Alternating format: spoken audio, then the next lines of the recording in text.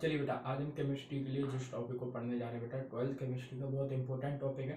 Rawls law के अगर numerical solve करना है तो ये चीज़ आपको पता होना चाहिए, तभी आप रॉल्स लॉ के क्या न्यूमेरिकल सॉल्व कर पाएंगे। ठीक है, जेई तक के न्यूमेरिकल सॉल्व कर लेंगे, लेकिन ये मेथड आपको पता होना चाहिए। ये क्या होता है आपको पता करना है। क्या हम पढ़ने जा रहे हैं बेटा, देखिए कुछ न्यूमेरिकल ऐसे आते हैं जिनमें हमसे कैलकुलेट करने के लिए दिया रहता है कि वेपर फेज में आप क्या कैलकुलेट कीजिए, आप मोल फ्रैक्शन निकालिए, mole fraction of the component. आज हम देखने जा रहे हैं बेटा रॉल्स लॉ पे बेस्ड न्यूमेरिकल किस तरीके से सॉल्व करते हैं। उससे पहले आपको क्या है, रॉल्स लॉ पे बेस्ड न्यूमेरिकल को सॉल्व करने से पहले डाल्टन्स लॉ और रॉल्स लॉ के बीच में क्या रिलेशन होता है वो देखना पड़ेगा आपको, है ना। क्या होता है, न्यूमेरिकल आते हैं जिनमें आपसे निकालने के लिए बोला जाता है आपसे कि आप कैलकुलेट कीजिए वेपर फेज में कंपोनेंट का मोल फ्रैक्शन फाइंड कीजिए। तो वेपर फेज में जब मोल फ्रैक्शन फाइंड करने के लिए आपसे आता है तो आप जनरली क्या है, इस फॉर्मूले के थ्रू नहीं निकाल सकते हो कि आप सोचो कि ये फॉर्मूला मैं लगा दूं, P equal to P not A X A, और आप क्या है यहाँ से एक्स ए की वैल्यू कर, नहीं। इससे जो मोल फ्रैक्शन निकलता है वो लिक्विड फेज में निकलता है। किसमें निकलता है? लिक्विड फेज में। आपको निकालने के लिए बोला जाएगा कि आप मोल फ्रैक्शन निकालिए वेपर फेज में। तो उसके लिए क्या होता है, आपको थोड़ा सा समझना पड़ेगा। क्या समझना पड़ेगा? देखिए आप पहले आप समझिए, हमने प्रीवियस लेक्चर में देख चुके थे, हमने रॉल्स लॉ पूरा पढ़ा था। यह है लिक्विड फेज, इसमें कम सॉल्यूट मिला हुआ है ए, सॉल्वेंट बी। इसका जो मोल फ्रैक्शन होगा वो एक्स ए, इसका जो मोल फ्रैक्शन होगा एक्स बी। ठीक है,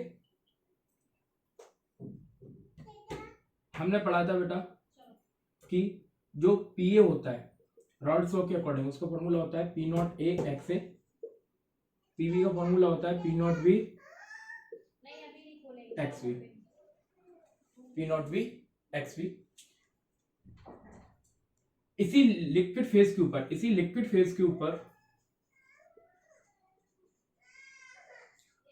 ये वेपर बन रही होगी। इस वेपर में भी क्या होगा, आपका सॉल्यूट होगा और सॉल्वेंट होगा। वेपर में जो सॉल्यूट और सॉल्वेंट होता है उसकी जो मोल फ्रैक्शन होती है उसे बाई ए और बाई बी से डिनोट करते हैं। एक्स ए एक्स बी क्या है, लिक्विड फेज में कंपोनेंट्स की मोल फ्रैक्शन, जबकि बाई ए बाई बी क्या है आपका, वेपर फेज में कंपोनेंट की मोल फ्रैक्शन। यहां पर जब वेपर फेज आती है तो यहां पर फिर रॉल्स लॉ न लगती हुई डाल्टन्स लॉ लगता है।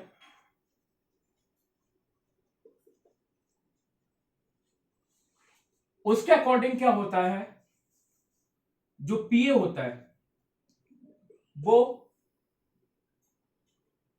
मोल फ्रैक्शन, उस कंपोनेंट के मोल फ्रैक्शन वेपर फेज में, और टोटल पार्शियल वेपर प्रेशर के, पार्शियल प्रेशर या टोटल वेपर प्रेशर के क्या होता है, प्रोडक्ट के इक्वल होता है। मतलब पी ए इक्वल टू होगा by A into PT, P total मतलब कि टोटल पार्शियल प्रेशर या वेपर प्रेशर, और पीवी जो होगा वो क्या होगा, by V into PT. Difference कब है कि अगर आपसे वेपर फेज में पूछे तो आपको ये फॉर्मूला लगाना है, अगर आपसे लिक्विड फेज में पूछे तो आपको ये फॉर्मूला लगाना है। ठीक है, इतना क्लियर है आपका। हम जानते हैं यहां पर, इसी रॉल्स लॉ को थोड़ा सा बताता हूं। पीटी क्या होता है, PA plus PV. Raoult's law में पढ़ा था, टोटल सॉल्यूशन का वेपर प्रेशर क्या होगा, सॉल्यूट का वेपर प्रेशर प्लस सॉल्वेंट का वेपर प्रेशर। इसकी वैल्यू क्या है, P not A X A, इसकी वैल्यू क्या है, P not B X B. X B को हम क्या लिख सकते हैं, 1 माइनस एक्स ए। इस वैल्यू को अगर मैं यहां पर पुट कर दूं तो पीटी जो बनेगा आपका, या पी सॉल्यूशन जो बनेगा, पीटी या पी सॉल्यूशन कुछ भी बोल दो आप, P not A X A plus P not be 1 minus x. थोड़ा सा और सॉल्व करोगे तो ये फॉर्मूला कुछ ऐसा बन जाएगा।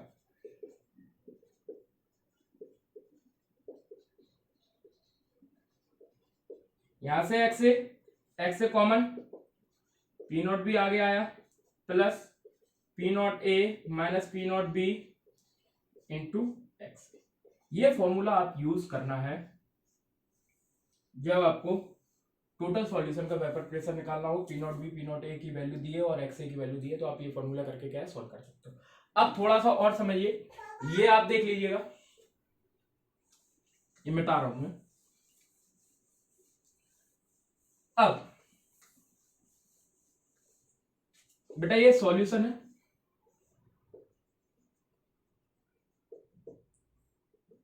और ये वेपर फेज है।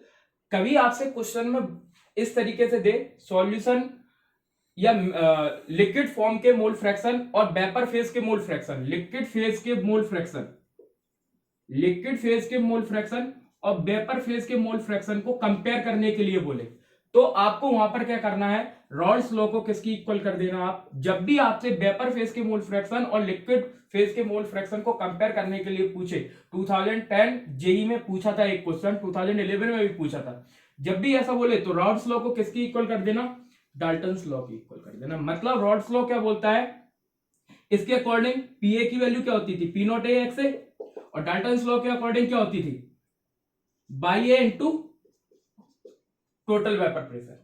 इसको इक्वल करोगे तो बाई ए का जो फॉर्मूला आएगा, यही फॉर्मूला पूछा गया है कई बार, P not A X A divided by P total. इसी तरीके से अगर पी नॉट बी के फॉर्म में लिखना हो तो P not B X B by B P total. ठीक है, इस तरीके से ये डाल्टन्स लॉ के लिए ये, और ये रॉल्स लॉ के लिए। यहां बाई बी की वैल्यू निकालोगे तो आप क्या आएगा, P not B X B divided by P total.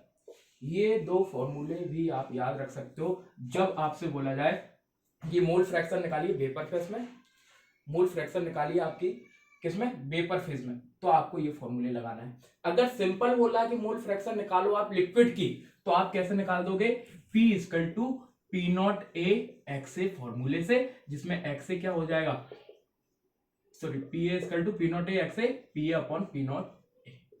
इसी तरीके से एक्स बी क्या हो जाएगा, P not B upon P B.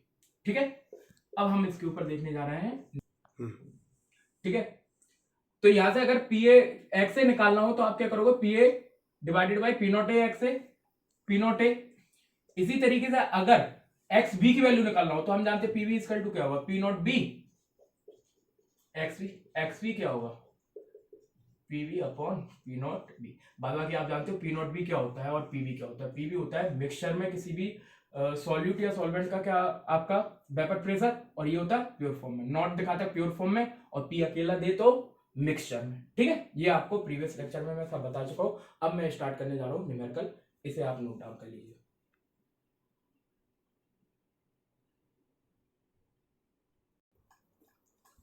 देखिए बेटा, इस क्वेश्चन को पहले आप ध्यान से सुनिए, क्या बोल रहा है, the vapour pressure of liquid A and B.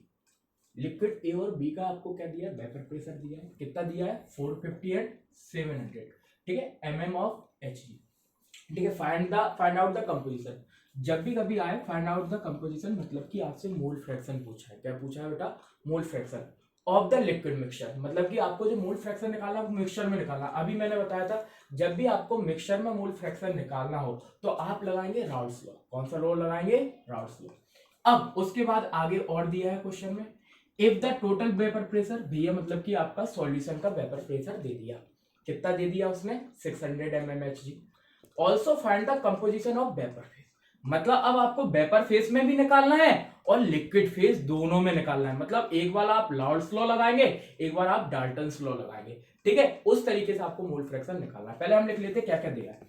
Vapour pressure of liquid मतलब पी नॉट ए कितना गिवन है, 450। पी नॉट बी ये कितना गिवन है, 700 mm।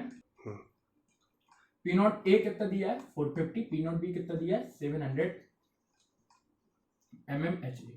और दिया है total vapour pressure of solution कितना है, टोटल वेपर प्रेशर किसका दिया है, सॉल्यूशन का दिया है। कितना दिया आपका, पी सॉल्यूशन वो दिया है 600 mmHg। अब हम सबसे पहले लगाएंगे रॉड्स लॉ, क्योंकि हमें निकालना है टोटल कंपोजिशन मतलब मोल फ्रैक्शन, और किस में निकालना है बेटा, मिक्सचर में, लिक्विड मिक्सचर, मतलब कि आपका लिक्विड फेज में मोल फ्रैक्शन निकालना है। कौन सा लॉ लगेगा, Raoult's law, according to the Raoult's law, according to the Raoult's. अब जिन बच्चों ने रॉड्स लॉ वाला वीडियो नहीं देखा है, पहले तो आप जाके रॉड्स लॉ क्या होता है वोलेटाइल सॉल्यूट के लिए, नॉन वोलेटाइल सॉल्यूट के लिए, पहले आप वो देखें, उससे आपको रॉड्स लॉ के बारे में पूरी क्लियरिटी होगी, तब इस वीडियो लेक्चर को आप और अच्छे ढंग से समझ पाएंगे। ठीक है, तो पहले आपको वो प्रीवियस लेक्चर जो मैंने अपलोड कर दिए थे यूट्यूब पे, पहले आप जाके उन्हें देखिएगा ध्यान से, ठीक है, उसके बाद इसे पढ़ेंगे तो मैं गारंटी ले रहा हूं आपको सब समझ में आएगा, कोई दिक्कत नहीं है ना। अब रॉड्स लॉ क्या बोलता है आपका, पी सॉल्यूशन क्या होता है, PA plus PV, previous lecture में और इस लेक्चर में भी स्टार्टिंग में मैंने आपको बताया था। Vapour pressure of the solution क्या होता है, vapour pressure of solute plus vapour pressure of solvent, ठीक है, उनके सम की इक्वल होता है अकॉर्डिंग टू रॉड्स लॉ। हम जानते हैं पीए क्या होता है, पी नॉट ए एक्स, ये पता होना चाहिए, ये रॉड्स लॉ का फॉर्मूला होता है, P not B X B. अभी मैंने ये फॉर्मूला बनाना सिखाया था, दोबारा से फिर सिखा रहा हूं इसी वीडियो में, अगले क्वेश्चन में मैं डायरेक्ट फॉर्मूला लिखूंगा अगर पड़ेगा जरूरत तो, 1 माइनस एक्स ए, क्योंकि x A plus X B का सम क्या होता है 1 होता है, ये साइड जाएगा तो 1 माइनस होगा, P S P not A X A plus ये पी नॉट बी का अंदर इंटू किया, P not be minus P not B x, यहां से एक्स ए कॉमन था, ले लिया भैया, पी नॉट बी को आगे रख दिया, प्लस यहाँ P not a minus P not be, P not a minus P not be, और इनटू में क्या आ जाएगा एक्स। इस तरीके से रख के आप क्या निकाल सकते हो, यहां से एक्स से निकाल सकते हो। अब जो वैल्यू हमें पता है इस फॉर्मूले में हम रखेंगे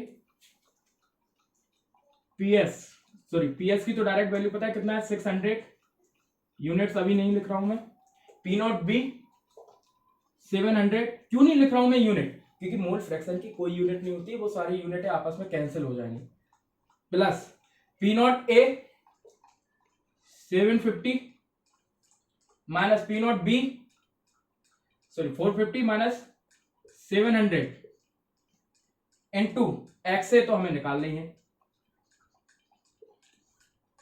यहां से ये सॉल्व किया, ये साइड गया तो सिंपल मैथ, 600 माइनस 700, जल्दी से सॉल्व कर रहा हूं, माइनस का 250 एक्स से, ये सॉल्व किया माइनस 100 माइनस 250 एक्स से, माइनस से minus cancel, 100 divided by 250 x से, 100 में डिवाइड नहीं जाता, यहां पर जीरो बढ़ाओगे, यहां पर पॉइंट लगाओगे, 1000 में 250 से डिवाइड दोगे कितने बार जाएगा 4 बार, तो एक्स से इक्वल टू आ गया 0.4।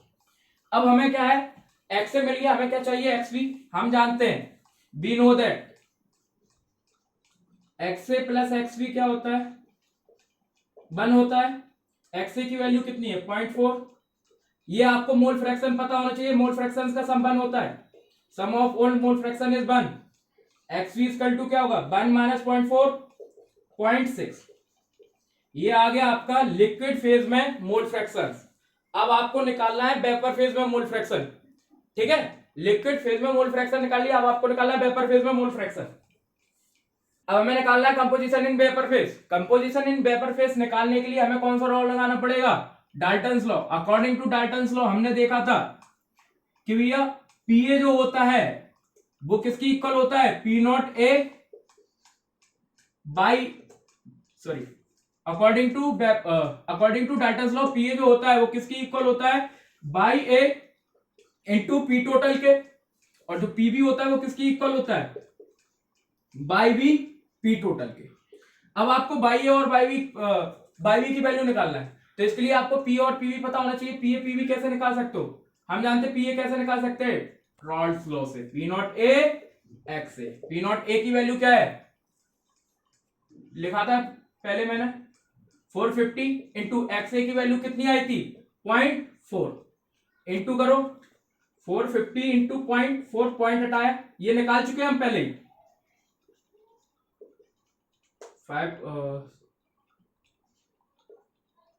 180, ठीक है, पीए की वैल्यू कितनी आ गई 180। इसी तरीके से क्या निकालेंगे आप, पीबी कैसे निकालोगे, P not B into X B, P not B कितना है 700 इनटू XV कितना है, अगर ये 0.4 था तो वो कितना था 0.6, पॉइंट हटाया 10 लगाया कैंसिल किया 420 आ जाएगा, सॉल्व कर लीजिएगा। mmHg यूनिट जरूर लिख दीजिएगा। अब यहां से हमें PA और PB की वैल्यू मिल गई, यहां पे रखेंगे तो हम क्या निकाल लेंगे बाई ए और बाई बी। चलिए हम पुट करते हैं, तो PA इक्वल टू क्या होता है by A PT, by PA की वैल्यू कितनी है आपका 180, बाई ए हमें निकालना है टोटल वेपर प्रेशर कितना है आपका 600, बाई ए कितना आया mmHg कैंसिल हो जाएंगी यूनिट, इसलिए मैंने यूनिट नहीं लिखी है। 180 डिवाइडेड बाई 600, जीरो से जीरो कैंसिल, क्या 18 में 60 से डिवाइड जाता है, नहीं, जीरो ऊपर बढ़ाओगे यहाँ पे पॉइंट लगाओ तो कितना हो जाएगा 180 में 60 से डिवाइड दोगे 3 बार जाएगा, कोई दिक्कत नहीं। अब तुम्हें बाई बी निकालने की जरूरत नहीं है, क्यों नहीं है बाई बी निकालने की, क्योंकि हम जानते हैं सम ऑफ मोल फ्रैक्शंस क्या होता है 1, ये भी क्या है बाई ए है, क्या मोल फ्रैक्शन है ना, तो सीधी सी बाई ए और बाई बी क्या है मोल फ्रैक्शन है, तो बाई ए और बाई बी का जो सम होगा वो कितना होगा 1 होगा। अगर बाई ए की वैल्यू कितनी है 0.3 है, तो बाई बी की वैल्यू क्या होगी, ये साइड जाके माइनस हो जाएगा, तो बाई बी इक्वल टू आ जाएगा 1 माइनस 0.3 0.6, तो बाई बी कितना है आपका 0.3 0.7, और जबकि आपका सॉरी XA/XB कितना आया था 0.4 0.6, तो वो थे आपके कंपोजिशन कौन से में लिक्विड मिक्सचर और ये वेपर फेज, यही आपको निकालना था। ये आपका क्या हो गया कंप्लीट हो गया। अब हम दूसरे नंबर पर देखते हैं। देखिए इस क्वेश्चन को, ये क्वेश्चन बहुत इंपॉर्टेंट है, ठीक है, और बहुत इजी क्वेश्चन है, कुछ है नहीं है इस क्वेश्चन को, ध्यान से पढ़िए। Two liquid A and B form an ideal solution, ideal solution मतलब कि रॉल्स लॉ को फॉलो कर रहे हैं, ठीक, टेम्परेचर की कोई जरूरत नहीं। The paper pressure of a solution containing 1 mole of A के मोल कितने दिए हैं, ए के लिए Na की वैल्यू कितनी दी है 1, और Nb की वैल्यू कितनी दी है, नंबर ऑफ B के मोल कितने दिए 3। The vapour pressure of solution मतलब PS कितना दिया है 500 mmHg, ये हमें गिवन है। अब क्या बोलता है सेम टेम्परेचर पे एक और क्या है सॉल्यूशन बनाया जा रहा है, जिसमें B का अगर मैं 1 मोल और ऐड कर दूं 1 मोर मोल, मतलब कि B का एक और मोल ऐड करके दूसरा सॉल्यूशन बना है, तो उसे बाद में देखेंगे, पहले इससे सॉल्व करते हैं अभी तक कितना सॉल्व होता है। तो PS होता क्या है P0A XA plus P0B XB, ठीक है,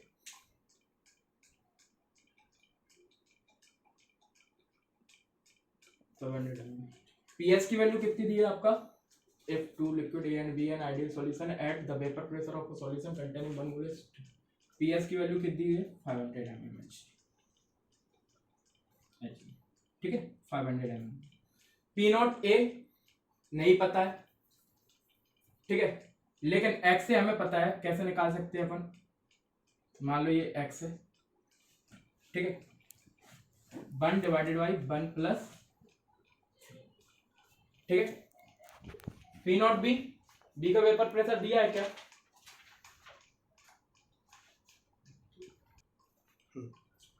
तो यहां पर क्या है आपका ना तो P0A दिया है ना ही P0B दिया है, तो मान लो आप P0A को मैंने मान लिया X और P0B को मैंने क्या मान लिया Y, ठीक है, मान सकते हैं। अब ये जो XA होता है वो क्या होता है, मैं डायरेक्ट मैंने लिख दिया, वो होता है Na/Na प्लस Nb। XB होता है ये मोल फ्रैक्शन, इसलिए मैंने डायरेक्ट लिखा था, इतना तो आना चाहिए अगर आप यहां तक आ चुके हो ना, ये न्यूमेरिकल देता है। तो इस तरीके से अपन इन फॉर्मूलों का यूज करके XA XB की वैल्यू मैंने डायरेक्ट निकाल ली 1/1 प्लस 3 4। इसी तरीके से P0B को मैंने बाई माना, XB की वैल्यू क्या हो जाएगी आपका 3/4, डायरेक्ट लिख रहा हूं। अब यहां पर क्या होगा x इंटू 1/4 प्लस 3y/4, 4 का यहां पर इंटू होगा 2000 x प्लस 3y, ये एक इक्वेशन बन गई। अब आगे का क्वेश्चन पढ़ेंगे तो हमें और इक्वेशन पता पड़ेगा। अब क्या होता है सेम टेम्परेचर पे यदि B का 1 मोल और, मतलब B के मोल कितने थे 3, मतलब 1 मोल और जोड़ दो, मतलब कि B के अब कितने मोल कर दूं मैं 4 जब मैं मोल कर दूंगा B के, तो जो वेपर प्रेशर ऑफ सॉल्यूशन है वो इंक्रीज हो जाती है 10 mm, मतलब अभी वेपर प्रेशर कितनी थी 500 mmHg, तो 10 mmHg इंक्रीज हो जाएगी, मतलब कितनी हो जाएगी 510 mmHg हो जाएगी। ठीक है, तो नेक्स्ट इक्वेशन कैसे बनेगी, अकॉर्डिंग टू द क्वेश्चन, ठीक है 10 mmHg इंक्रीज हो गई, मतलब कि अब जो PS है वो कितना हो गया 510। मैं डायरेक्ट कर रहा हूं, देखते जाइएगा, x इंटू, अब यहां पर ये तो 1 ही है, ये भी 1 है, लेकिन ये कितना हो चुका है 4, तो यहां पर क्या आएगा 1/1 प्लस 4, ठीक है, प्लस बाई इंटू, अब यहां पर मोल्स कितने हो चुके हैं एनबी के, पहले 3 थे, 1 मोल क्या है ऐड कर दिया तो कितने हो गए 4, 1 प्लस 4, एलसीएम कितना आ जाएगा 5, x/5 4y/5। ठीक है, ये वाला पार्ट मैं रब कर रहा हूं, 5 का इंटू किया तो आपका आया 2550, इंटू करके देख लीजिएगा, मेरा तो मैथ्स स्ट्रांग है, मैं डायरेक्ट मुझे याद रहती है किसकी कैलकुलेशन पे क्या है। ठीक है, अब ये इक्वेशन नंबर क्या बन गई 2। अब इन इक्वेशन को, फर्स्ट इक्वेशन और सेकंड इक्वेशन को आपको क्या करना है, सॉल्व करके आपको x और y की वैल्यू मिलेगी। x यहाँ पर क्या था P0 A, y क्या था P0 B, वही आपको क्या करना है निकालना है, determine the vapour pressure of A and B in pure form, मतलब P0 A और P0 B, यही आपको निकालना था। अब इक्वेशन 1 और इक्वेशन 2 को अगर सॉल्व किया जाए, इक्वेशन 1 क्या है, सिंपल मैथ्स, सॉल्व करने के लिए माइनस माइनस माइनस, ये सेम नंबर कैंसिल हो जाएगा, मैथ्स 10th क्लास में पढ़ के आए होगे, इसमें से ये माइनस हुआ तो 550, ये कितना है 4y में से 3y माइनस हुआ तो 5, y की वैल्यू कितनी आ गई 550, y किस चीज को माना था हमने P0 B को माना था, तो P0 B इक्वल टू कितना आ गया 550। अब ये वैल्यू y की वैल्यू इसमें रख दो या किसी में भी रख दो, आप सॉल्व करोगे तो किसकी वैल्यू आ जाएगी x की आ जाएगी, चलो मान लो इसमें रख दिया मैंने, तो कितना होगा, यहाँ पर मैंने y का रखा कि आपका 225 माना कि 250, चलो ऐसे कर लूंगा 250 प्लस x 4 इंटू 550 2550 x, इसको इस साइड लेके जाओगे माइनस कर दो तो x की वैल्यू कितनी निकल आएगी 350, तो x मतलब P0, तो P0 A निकल आया 350, और आप यूनिट जानते हो mm, P0 A, x किसको माना था P0 A को, तो यहां से P0 A निकल आया, P0 B निकल आया, यूनिट जरूर लिखिएगा mm H ले। ठीक है, इस तरीके से आप क्या है प्योर फॉर्म में क्या है A और B का क्या निकाल सकते हो।